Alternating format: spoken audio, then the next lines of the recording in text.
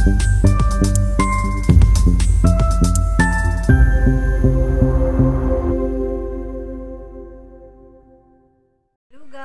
afternoon. Good afternoon po sa inyong lahat ho. So today is Sunday. So may i-share lang po ako sa inyo guys kasi nagtitinda nga po ako. So may lulutuin po ako na tawag nito para itinda ko.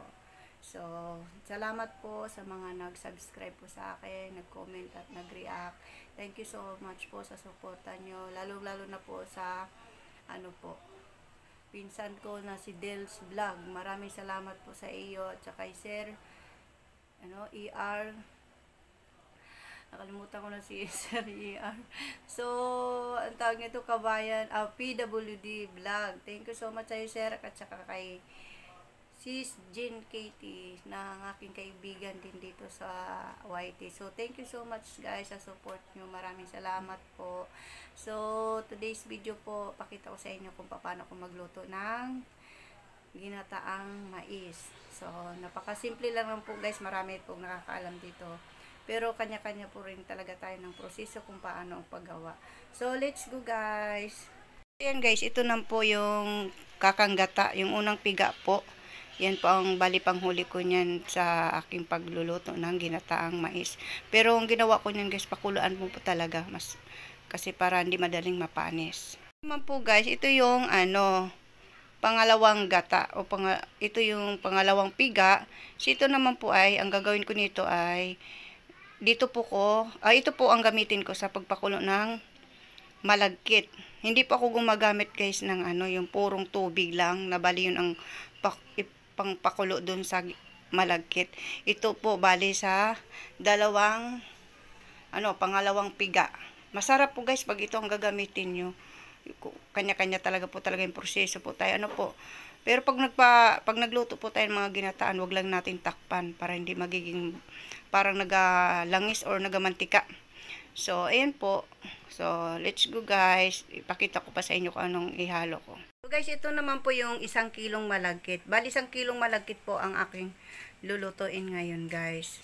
Para sa isang tawag nito, kasya sa isang lutuan kong kaldero.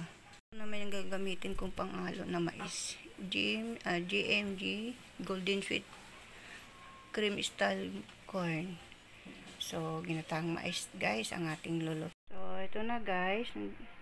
Nilagay ko na po yung malagkit sa kaserola. Pero hinugasan ko muna yung malagkit na bigas guys bago ko nilagay yung pangalawang kakanggata. Kasi yun talagang gagawin ko pagpakulo yung pangalawang gata. Kasi mas maganda talaga po guys yung gata lahat ang gagamitin. Huwag yung tubig puro. Yung bali pang pakulo. Mas masarap yung pangalawang gata ang bali pang luto or pagpakulo dyan sa malagkit. So guys, isa lang natin.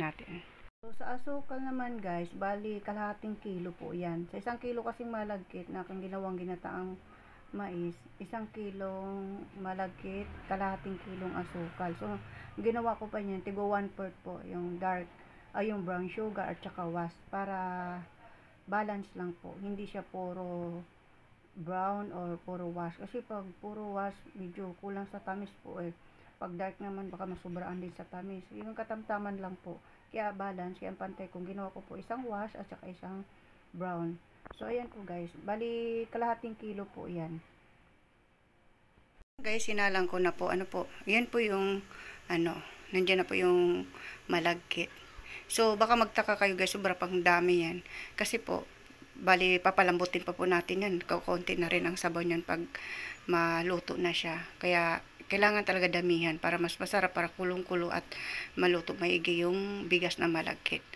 So, hanggang dito na lang po guys. Sana pasensya na po kayo at kaunting share lang naman po sa kaalaman ko sa aking ang tawag nito, yung aking pagluluto sa ganitong ginataang mais. Thank you for watching guys.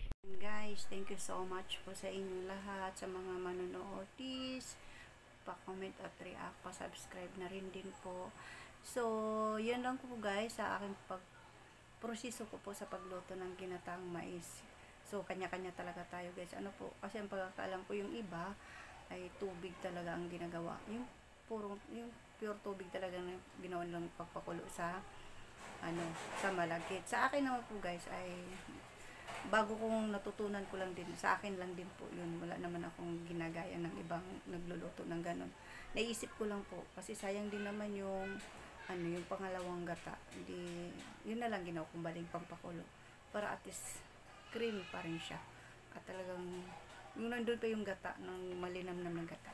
So, thank you so much guys sa mga subscribers ko dyan. Maraming salamat po. Kasi, thank you for watching guys. Kaunting share lang naman po. Alam ko maraming namang natutunan maraming alam sa gitong pagluluto ng ginataang mais. Kaya thank you for watching guys. Happy Sunday everyone. Bye bye. Thank you for watching.